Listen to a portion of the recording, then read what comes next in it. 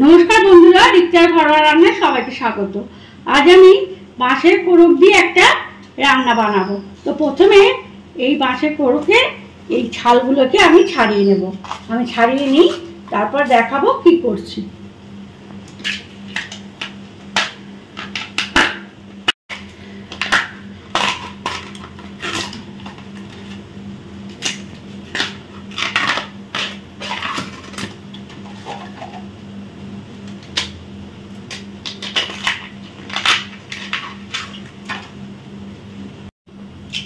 তো দেখো, আমি কোকরটাকে ভালো করে ছাড়িয়ে নিয়েছি। তো এভাবে সব কটাকে আমি ছাড়িয়ে নিয়ে কুচিয়ে নেব। তো আমি ছাড়িয়ে নিয়ে আর কুচিয়ে তোমাদেরকে আমি দেখাচ্ছি কিভাবে তরকারিটা বানাবো আমি।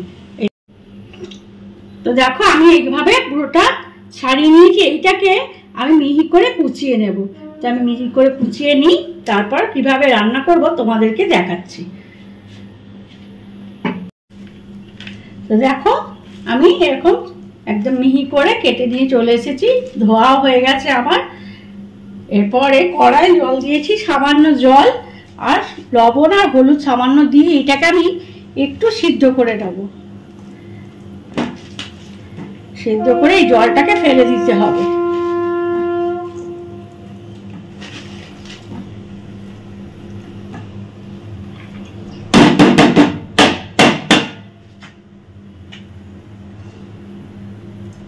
গ্যাসও জেলে দিয়েছি। এরপর আমি একটু ঢাকা দিয়ে কিছুক্ষণ ভাপিয়ে নিয়ে একটু নিয়ে জলটা ফেলে দেব।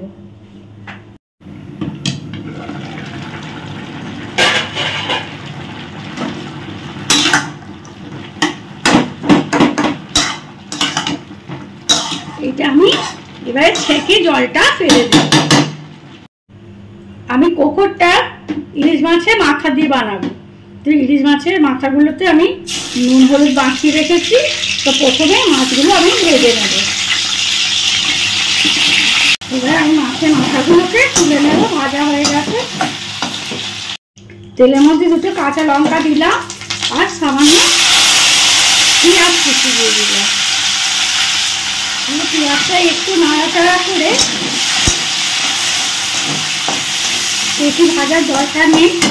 এরপর আমি একটু আলু বেগুন কেটে রেখেছি যাতে তরকারিটা মাখা মাখা হয়। তো দিয়ে দেবো। দিয়ে আমি ভালো করে এটাকে একটু নাড়াচাড়া করে নেব।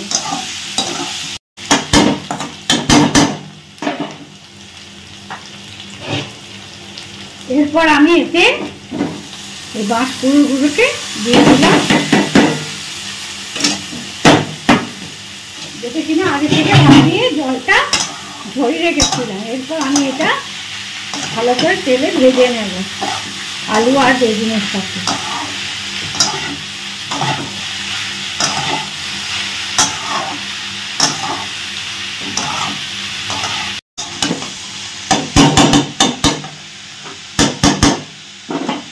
এরপর আমি স্বাদ অনুযায়ী লবণটা দেব, হলুদ গুঁড়ো দেবো, কাশ্মীরি লঙ্কা একটু কালার হওয়ার জন্য, জিরে গুঁড়ো, ধনে গুঁড়ো, স্বাদ অনুযায়ী চিনিটাও দিয়ে দিলাম। আর আমি এটা একটা বাটা করে রেখেছি আদা রসুন আর টমেটো, এটাও আমি দিয়ে দিলাম। দিয়ে এরপর আমি মশলাটা ভালো করে কষিয়ে নেব।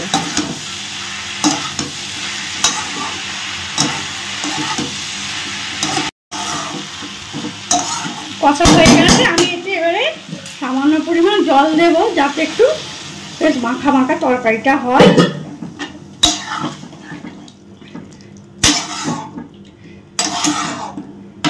আলুটাও সিদ্ধ হয়ে যাবে।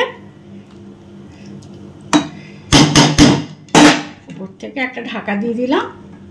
5 মিনিট রাখি, ভালো করে সিদ্ধ হয়ে যাক, তারপরে আমি তোমাদের পরিবেশন করে দেব।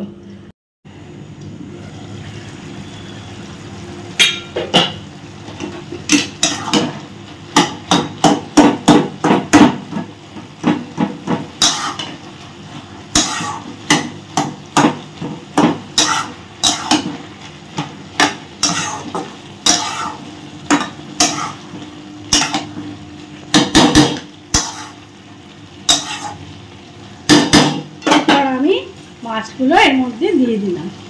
দিয়ে একটু নাড়াচাড়া করে এরপর আমি নামিয়ে নেব।